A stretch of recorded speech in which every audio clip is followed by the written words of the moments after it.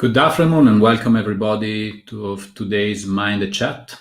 Today we will discuss about a very interesting company. The name of the company is Saipem.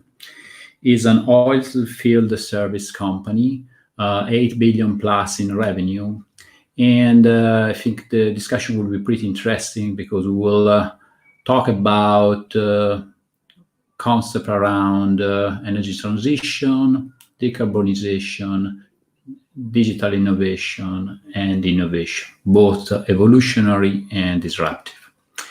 My guest is Mauro Piasere. It is the Director of Digital Innovation. But before introducing Mauro to you, let me launch this short video that describes Saipem in a glance.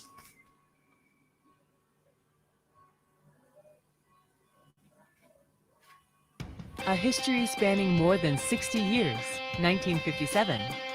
A path made of extraordinary people and projects completed with ingenuity, commitment, and great passion, but also of complex and challenging phases faced with determination that led us to renew the way of doing business on more than one occasion, and to qualify today as a sustainable and global solution provider in the energy and infrastructure sector.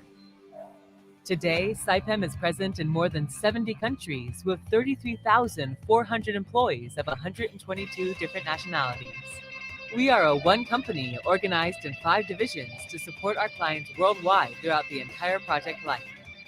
Our corporate pillars are a sustainable business, the health and safety of our employees, and technological innovation. We invest in a responsible use of the resources respecting the environment. In the countries where we operate, we have created a new way of thinking about work. We create social wealth, not just economic. Our journey also goes towards a better and safer future, For more than 60 years, we have been concerned above all with the well-being and safety of our employees. With them, we share secrets, knowledge, and skills. Technological innovation is one of our keys to success. We have 9 research and development centers in 6 different countries, and we have registered over 2,400 patents to date.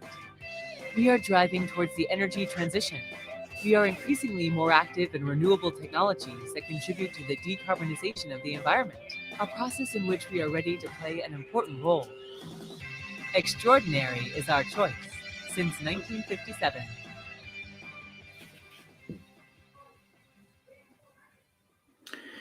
So let me welcome Mauro Piasere. As said, Mauro is Director of Digital Innovation at Saipem, and beyond that is also the CEO of the Xsight division.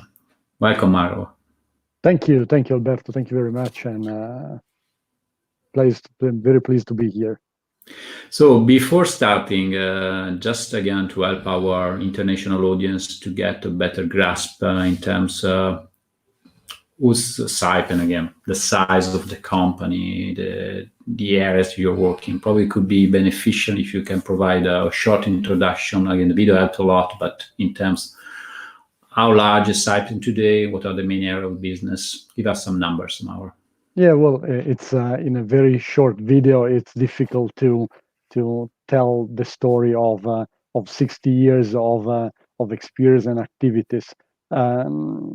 Today, we simply like to say that we are a solution provider in the energy and infrastructure sector, which means that we help our client to develop those infrastructures in the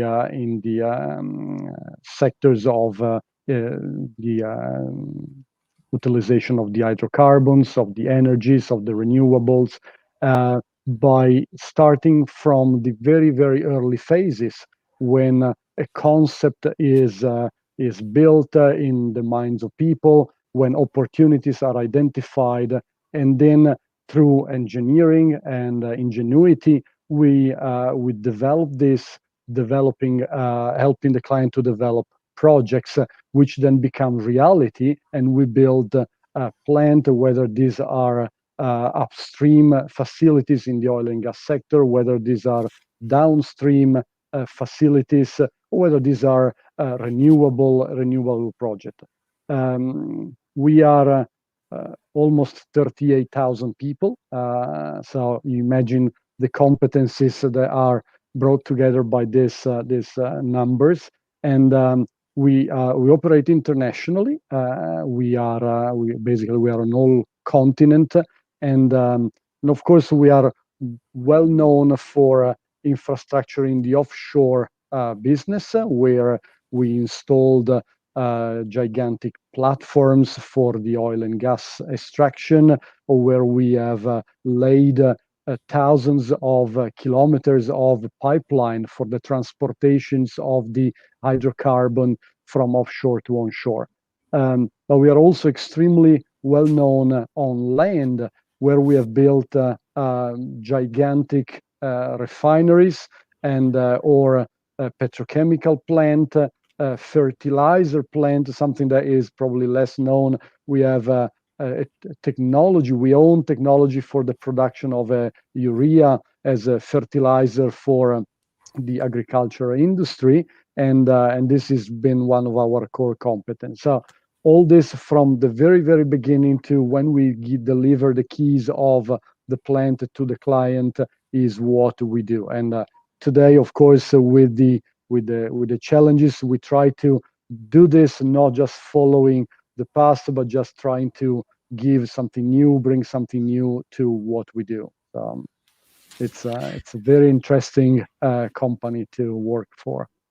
And the most exciting part is also to see the evolution, and again the base of competence that you have built down the way, that now probably put Saipem well positioned to be a full range engineering company for complex installation. I think looking at one of the probably most used buzzword, that is the concept of smart cities.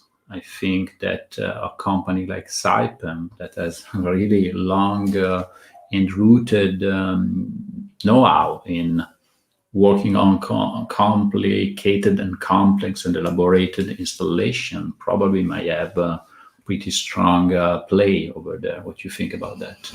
For sure, Alberto, there are the complexity of the project that we deal with is sometime, I mean, it can be mind blowing. It is still for me when you on a single project you deploy like 10,000 people working on it. I mean, just imagine the fact that you have to develop an engineering plan, and then you have actually to physically build. Sometimes, making plan is I'm not saying is easy, but sometimes is the easier part of a journey. Once your job does not stop with just making the plan, but you have to really build what you have to do. Of course, a lot of additional competencies are required. So there are not so many companies that, like Saipem, can offer this what used to be called the turnkey approach. So you, dear client, just tell me what you need and come back later. I'll give you the keys of what I've delivered for you. That can be applied. This approach is today applicable to so many different infrastructure, and the energy, of course, is still a major topics for the world. And so the fact that we can help a country, a client, to really take their idea to the final fruition. Of course, we're not the only one, but I would say we choose. Our point is we choose to do something that is extraordinary all the time. So I like to think that those that choose us, they also like to choose something that is extraordinary in results. Yeah, I think your ability to really manage overly complicated projects and deliver them, by the way. And this is I think sometimes when you look at company, you put an industry label, maybe oil and gas, but at the end, what is the real competence base is the experience that you have done in the field, let's say literally, and then to be able to replicate probably elsewhere in any possible other potential installations. You're correct. There are still, of course, the things become easier once you have the competencies to do them. Okay, so yes, there are certain skills that are related to mastering a gigantic project involving many people, materials coming all over the world.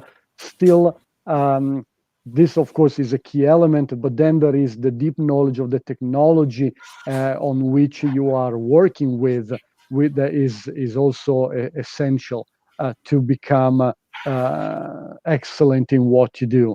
Otherwise, everybody can orchestrate the activities, but you need to orchestrate with the competencies and the knowledge of the technology you are orchestrating to achieve maximum results.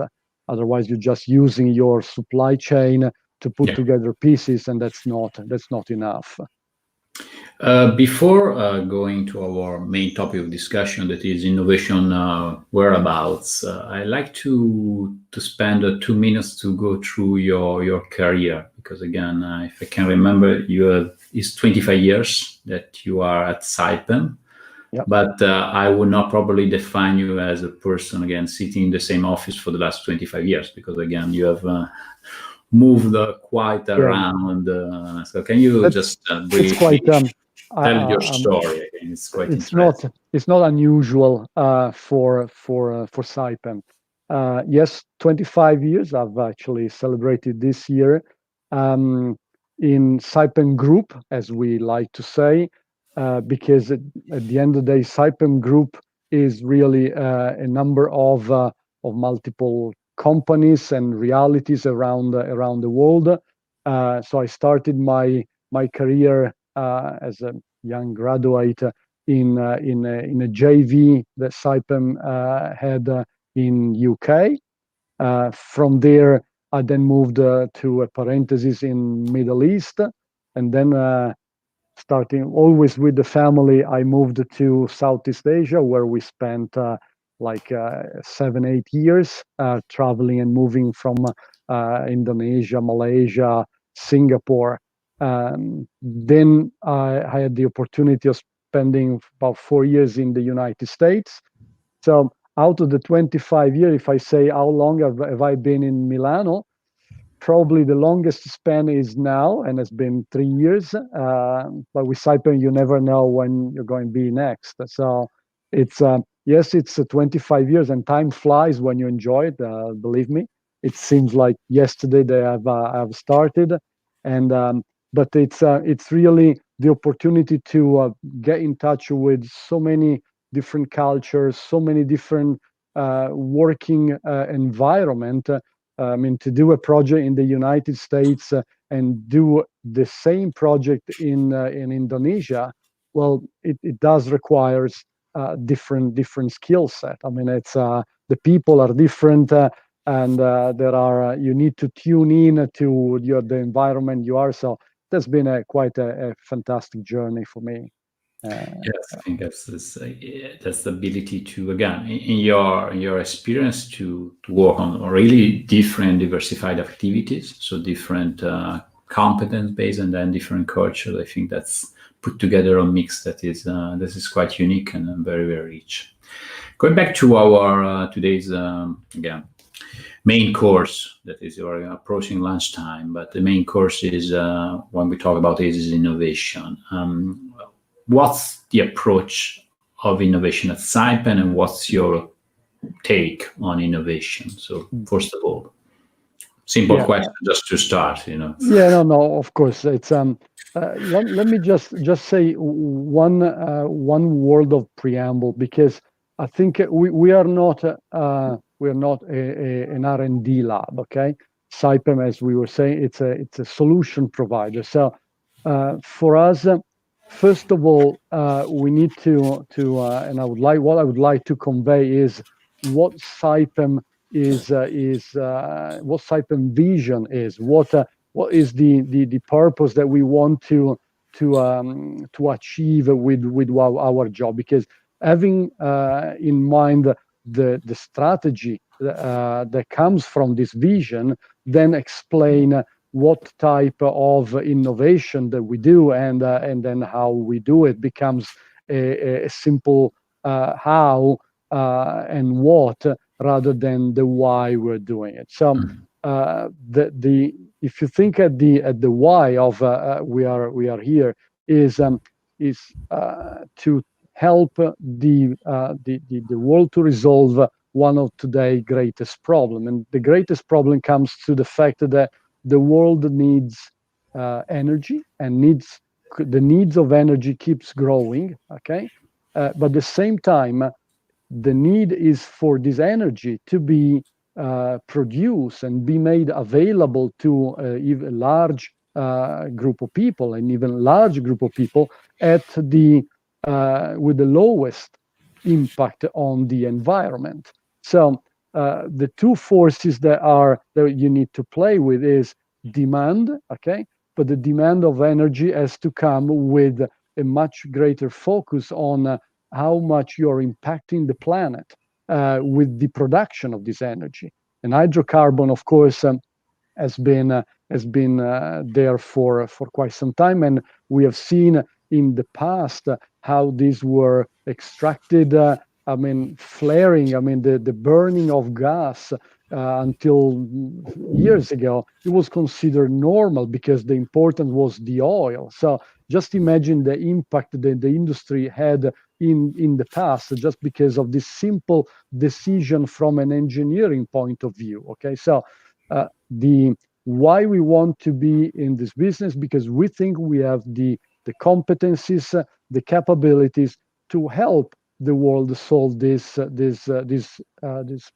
issue, okay, of receiving more energy but impacting less on the environment.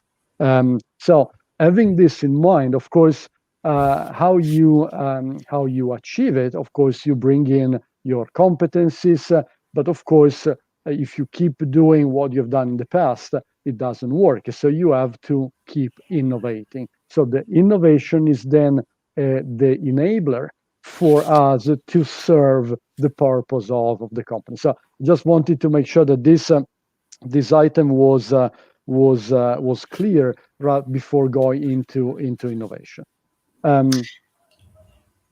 So innovation go for ahead. us, as I said, is a fundamental pillar of our. You've seen in the video. You've seen. If you follow us, it's always there.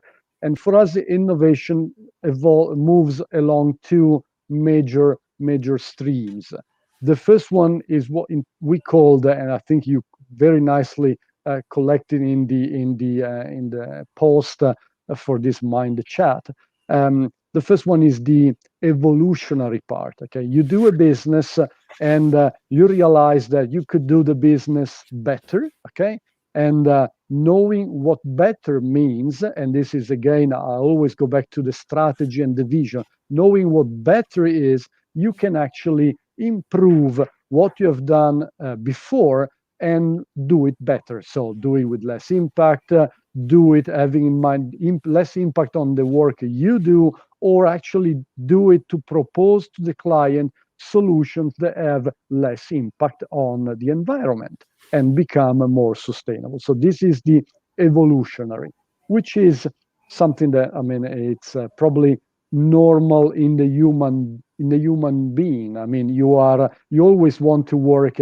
Allow me now to joke, but you always want to work less. You want to achieve more working less. So this introduce automatically a way to become more efficient in the work. Okay, and then the other streams, which we always reckon it's where the best idea comes from, is what we call the pillar of the disruptive or the revolutionary innovation, where you just abandon a bit your comfort zone and you go exploring activities or areas that not necessarily you have done before, but they can open up a number of solutions or opportunities that before you did not consider. So this is how the innovation has been followed over 60 years in Saipem. Definitely more on the evolutionary part, but today with the speed of the world, evolution of course is important, but you need also you can't just move in steps. You need to take leaps, and leaps needs to be taken with a lot more a wider approach and be more focused on outside your comfort zone. So that's just in very short the idea. That's common, and then I probably will ask you to give some example of both of the approaches, some outcomes. But before going there, again, just a question pop up to my mind, and again, which is the driver? Again, assuming that we are more recently moving from evolutionary to disruptive. Assuming that is not necessarily linear. I think evolution will continue to be, but what we see on the market, that more and more companies are looking at revolutionary, disruptive innovation. And so the question is this coming from an overall change of the overall conditions, meaning is the market that is pushing in that direction, or are the new technologies are becoming on their own enablers of new potential way of approaching the business? So what's your take here? So what are the driver of this paradigm shift? Because we are, a certain way, we are living such a shift. Okay, the oil and gas industry, and I'm actually taking oil and gas, I'm not talking energy on purpose. The oil and gas industry, it's historically has been very reluctant to move on, okay? Because it's always been considered a business with high risks. And when you are managing high risks, before introducing new things, which could potentially disrupt the way you've managed the risks so far, you are always very careful. So the industry historically has not been too prone to innovation. And probably today there are not really those drivers that we have seen in the B2C type of businesses where there are major forces that really force you to evolve. The industry is still very much focused on a B2B type of approach, and so there are not so many external forces to push on innovation. However, the industry has been through two, first of all, a major various crises along the years, but the last one in 2012, 2013 was pretty strong, okay, as an impact. And the industry was coming from a period where the oil price was $100 a barrel, and when you're paid $100 a barrel, you can be generous with what you do. Okay, you can be complacent on what you do, and there is always profit, and the profits are always good. So you're not forced to do anything. Now, when all of a sudden you find yourself from $100 a barrel to 25, well, then that's where the push come. Okay, so I would say the first crisis, the push was definitely driven by the economics. You want to stay in the business, you need to become more efficient. You need to look around you and stop doing what you've been doing so far, although with the small incremental things that the industry has had, and you really start to do things in a different manner. So that's how the push. And I would say today is still the major element: efficiency, cost reduction, capex reduction.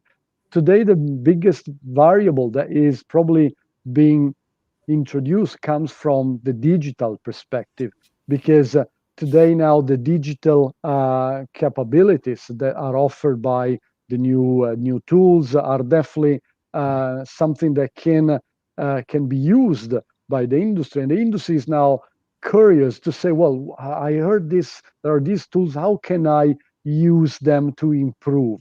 I'm talking about buzzword I will touch later, like artificial intelligence and use data exploitation. I mean, all this, of course. Then there is a different driver which are brought in by the new generations that are more digital savvy or digital native, and this is another push. So we still have the push of the economics, but now I reckon that there is also a push to do something in a different manner in terms of digital approach. So the digital transformation for the industry will bring something that is quite new as a driver.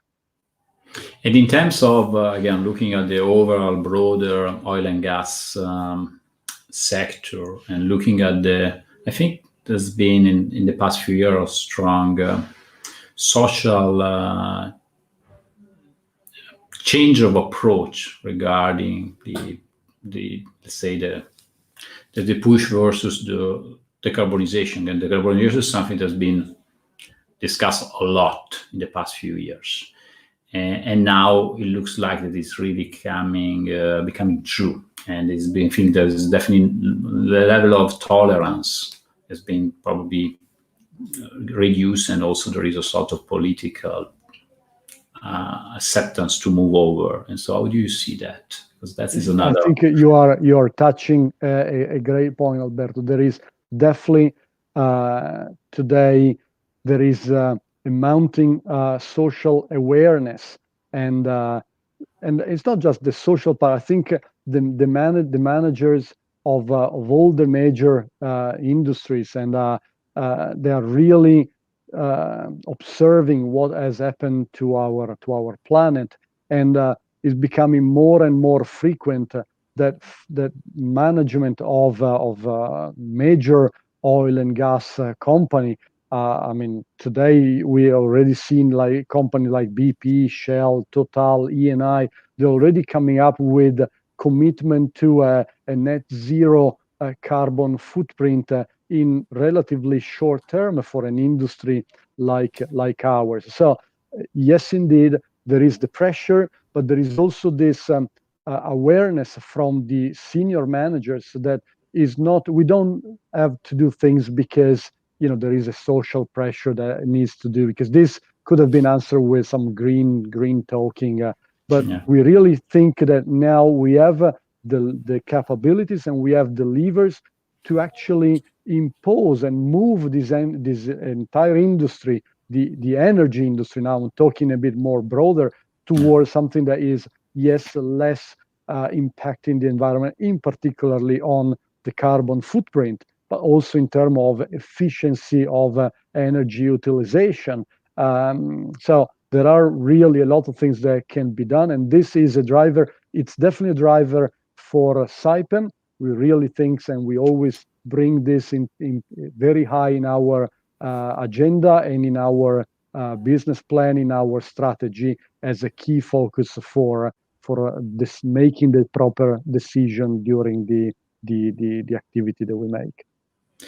So we can probably say that now, again, there has also been a push to innovate. Now probably there is a stronger push because the social condition are in a certain way triggered, or definitely more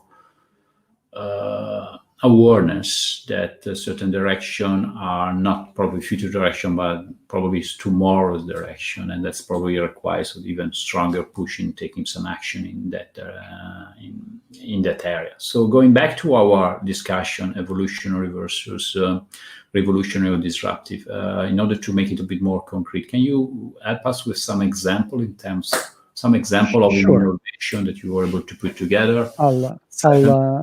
I'll try to be as simpler as I can, but stop me if my words become too technical. So let's talk about the evolutionary part. Okay, so one area where we spend a lot of energies and researches, developing technologies, is definitely the area of the upstream offshore activities. So this means you have a discovery in the middle of the sea, subsea maybe in 2,000 meter of water depth.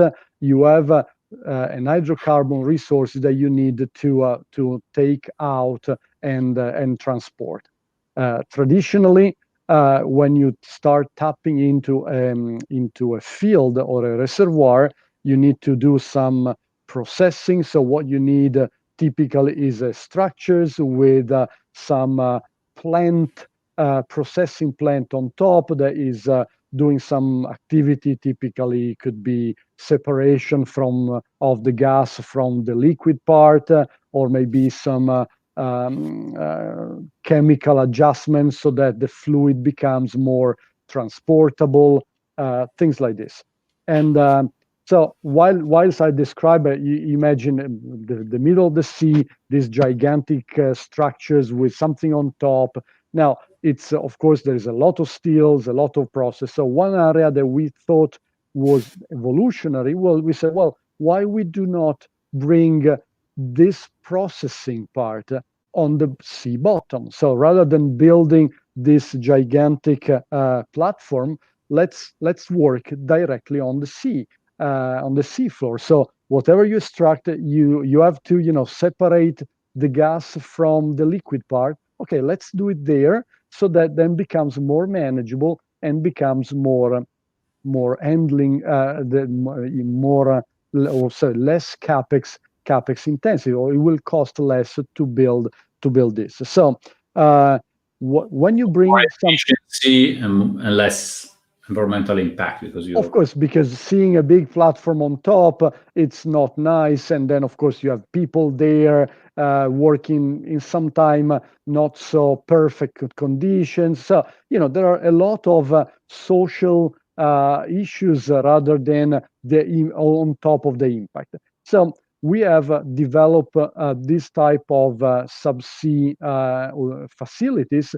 And for instance, we have developed one for water treatment and water reinjection. So you just imagine you have a reservoir, you take something out, which is a mix of oil and water, and the water, you don't know what to do. So why don't separate the water, re-inject it in there? So we developed, we call it Spring. I mean, it's like we thought that was a good name, talking about water, and to put it back into the seafloor. We have I see that there is a nice picture here of our offset tool. This is something that we have developed to protect the environment when there is like it happened in Macondo, where the point where there is the connection between the reservoir and the ocean was broken. Now we develop these tools together with many other client partner in this, and this will help intervene on a well that is blowing hydrocarbon in freely. So this is like a gigantic cork that you put on top of a well without risking anything. So, but let's go back to our subsea port. So now we have developed Spring for re-injecting water, but we are also developing other tools for separating the gas from the liquid part, which seems pretty natural to do when you are on surface, and but is a bit more complicated when you are 2,000 meters underwater. And then of course there is the additional evolutionary part. If you have a part of a plan on the sea bottom, operation or maintenance, just imagine the maintenance part, it's not so easy. So then here we comes with the idea of iDrone, our robotic vehicle that can permanently stay on the seafloor to actually maintain what we have brought on the sea bottom without physical intervention from human, without a vessel on the surface to assist the activity. So with a lot less carbon intensity of the operation. So this is, I try to express this step by step, which is the evolution approach. And this has been done entirely within the Saipem world. So it's been developed in-house, all this innovation. Developed in-house. So you just to reproduce the ideation process. Again, you are running a business since some time, a lot of time, and after you imagine you can bring part of the activity underwater, then you start trying to see how to make this happen. So there's quite a lot of innovation requirement, because the need and the function is the same, but need to be operated underwater.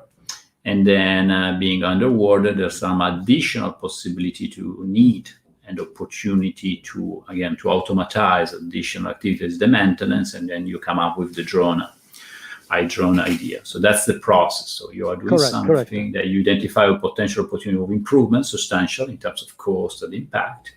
You start studying, bring it underwater, and then you see additional potential add-on innovation that can even improve further the process. So that's been the evolutionary path that you have followed over here. And again, I think the differentiator here is the idea, the vision. I mean, do something that will impact less, and then the enablers. The enablers are the technological development that is behind Spring, and then the technological development that is behind iDrone that allows. So these are the enablers. But if you do not have the ideas at the very beginning, or the compass that gives you the direction, then it's quite difficult to evolve with the enabler.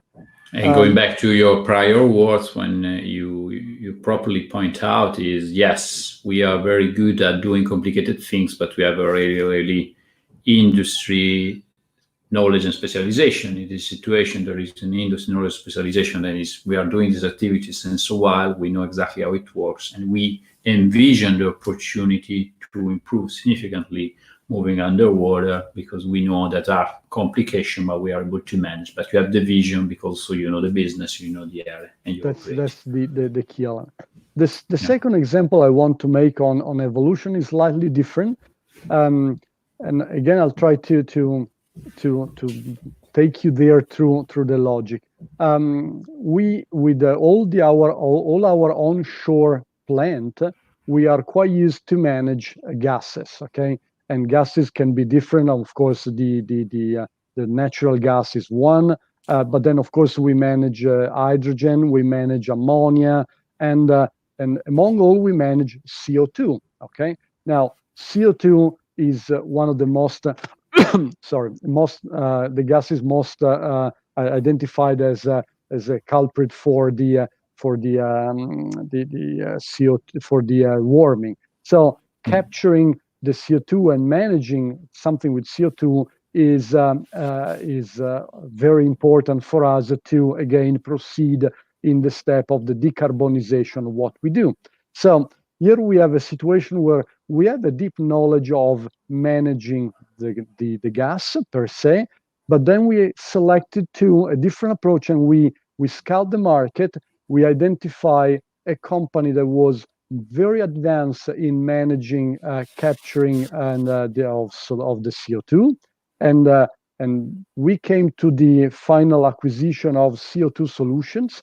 It's a Canadian company that is actually now bringing in additional competencies and additional innovation through with the work they've done in the past. So again, we knew how to do something. We had a vision, but this time, rather than keeping a development within ourselves, we say, okay, let's see what is there that will allow us to make this incremental step a bit bigger and maybe a bit faster. And then we acquired the CO2 Solution, which is now part of our portfolio of licensed technologies that we can use to then do the project for the client. It could be another type of projects where we could capture the CO2 and utilize the CO2 in a better way.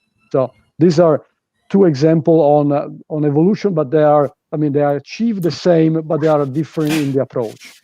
With an internal, more traditional R&D driven approach, and the other is more closer to the concept of innovation. Again, you identify the need and you start looking outside for potential solution, because again, sometimes you can fast track the process, bringing some knowledge that you don't have in-house, because again, this is probably also open the door to discussion we are later when we talk about disruptive or revolutionary.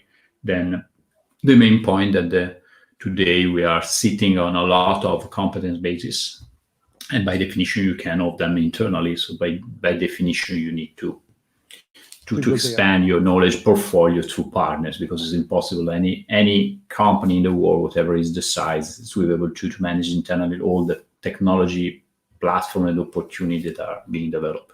Yes, absolutely. And but this, so let's then move to what instead is revolutionary. Exactly. Now, this is the revolutionary part. First of all, what I would like to point out with an example is that the speed of disruption innovation is much faster than the evolutionary part. You can study technologies for years and you evolve little by little. With the disruptive, you need to be much faster. So you need to be, first of all, you need to be a little bit further away from the business, so that you don't feel the pressure that the business always transfer to the inventors. Okay, so you need to be a little bit further away, and you need to be a bit more free to move, because you need to be fast. So 3 years ago, when we started, our activities on Fabbrica dell'Innovazione, our innovation incubator, one of the first things that we thought was, oh, let's do something with virtual reality. And in few months, we developed the virtual twin, not a digital twin, a virtual twin of one of our drilling vessel, and we start, using it for training, for safety drills, activities that could immerse people into, the virtual reality and help us managing the vessel. From there, we took it to virtual and distance maintenance, and we start playing with it. Now, 3 years ago, that was for us really disruptive. Imagine we were coming from a world where you need to send a technician on board, you need to send people on board to physically see, and now all of a sudden it was there with the guy with the goggles, and now is almost, I don't say is the normal activities, but you talk about virtual twin of a vessel, and I see people say, okay, well, nice, what else? Okay, so that happened in the span of 3 years. So that's something that for us, it's important as an example, just to say on disruptive, you need to move fast, and if you talk about digital things, you need to move even faster. The second example is I go back to the concept of that I was talking about before about the B2B type of approach that we are used to. Okay, when we build a big project, imagine how many materials and how many equipments we have to send around the world. Okay, today a generic customer that looks into Amazon, I don't just quote the one, it's expecting that by the time he orders, he receives things in probably, if he's an Amazon Prime, in 24 hours. Okay.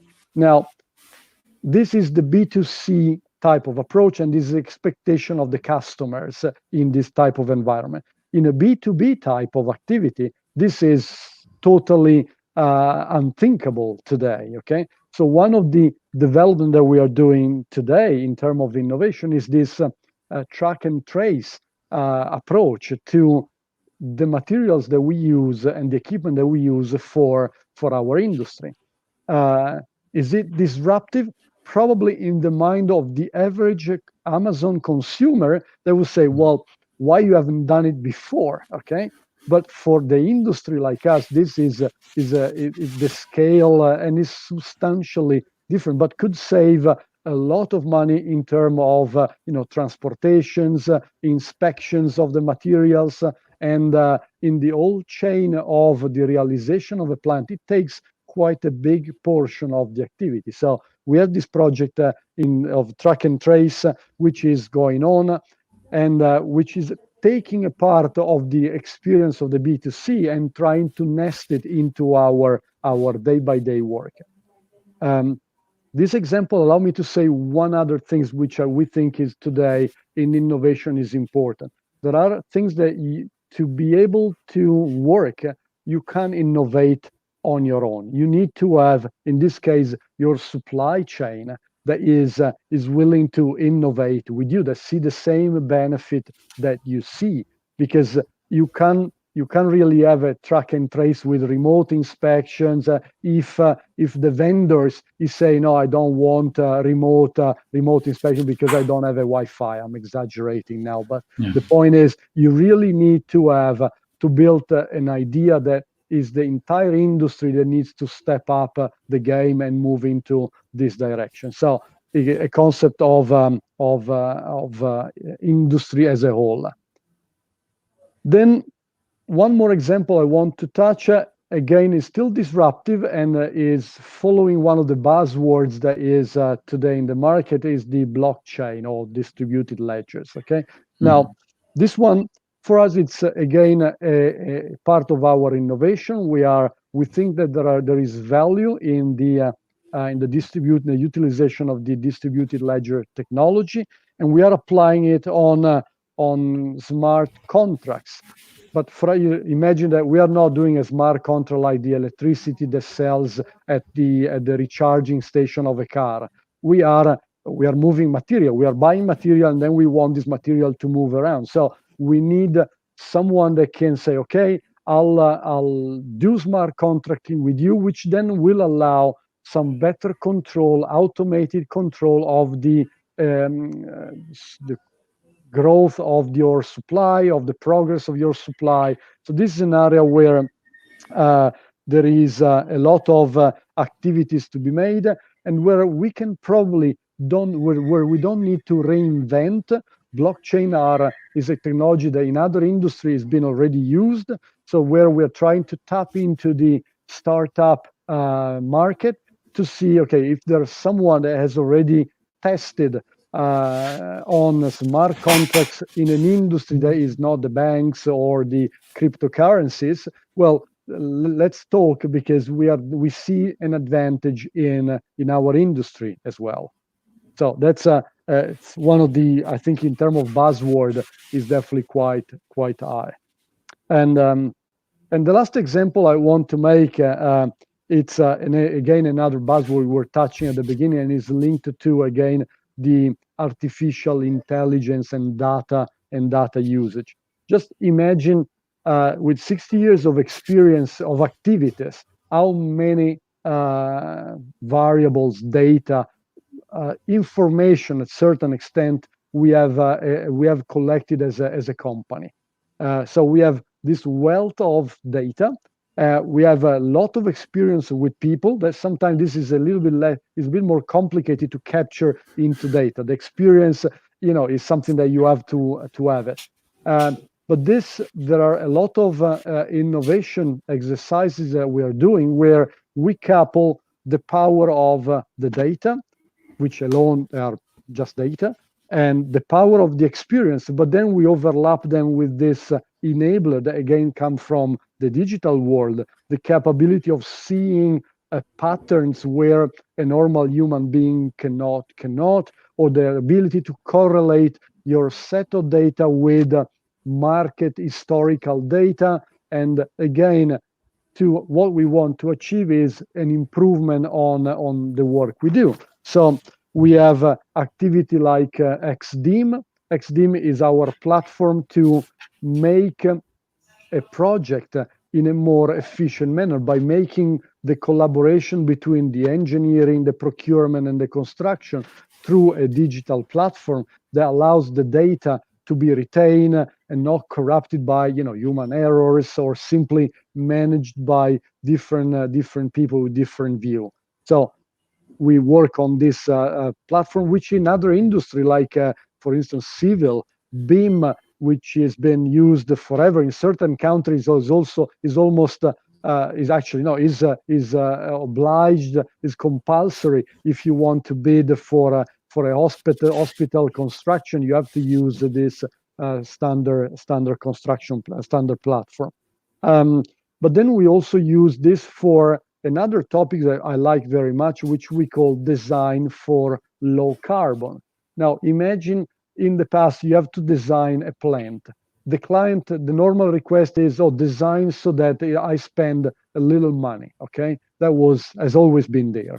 Then design so that is intrinsically safe. Of course, it's very important. Then design so that it's operable in a very easy manner. Great, we are doing this.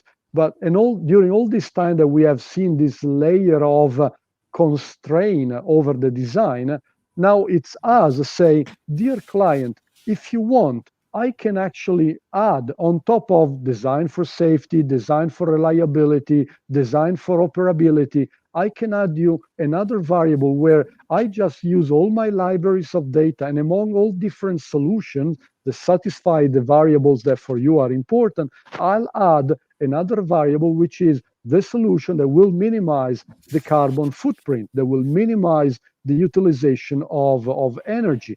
And this comes on top of the other solution. So again, you use the data, you use an AI tools that collect all this data, and with our experience, we can say, do this. You may have a little cost in the capex, but look at what you save in terms of opex, in terms of energy efficiency, or maybe in terms of carbon footprint. This is something that we're still working on it, but there are potential for really serving the purpose that we want to produce more energy in big terms. So it could be even produce more polyethylene, but with less impact in terms of carbon footprint. So this is another last, and then I'll stop. The X Hub, we are developing what we call the energy island. So again, using artificial intelligence, you can cross different technologies, whether it's renewable with maybe hydrolysis, so hydrogen producers, and then combine them, looking at your situations, environmental situation, to come up with the ideal energetic island that will use the renewable to produce something that can then be stored or can be used to produce energy when the environment is less producing. So there are, again, a lot of activities, and on all this there are plenty of opportunity for engaging with the industry, engaging with the market, engaging with everyone that has idea on this, whether it's a floating solar panel, whether it's tropospheric wind that we are exploring, whether it's marine energies.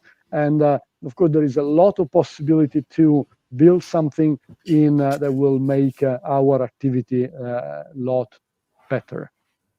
So the question that we are trying to address is the approach of a company like Saipem to be able to engage with external partners, and that is passed through, obviously, as a recurring the Mauro's words was substantially to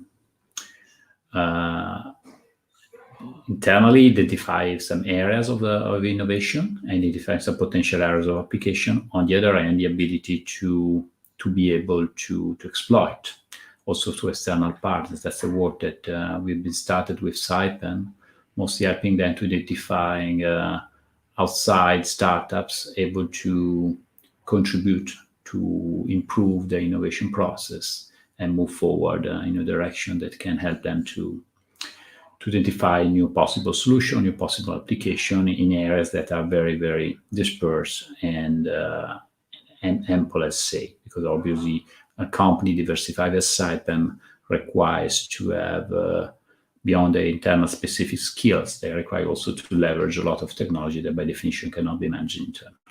So that's been mostly of the discussion we were having with today, and hope you enjoyed, and let's stay tuned for the next chats as part of our Mind the Chat series. Thank you.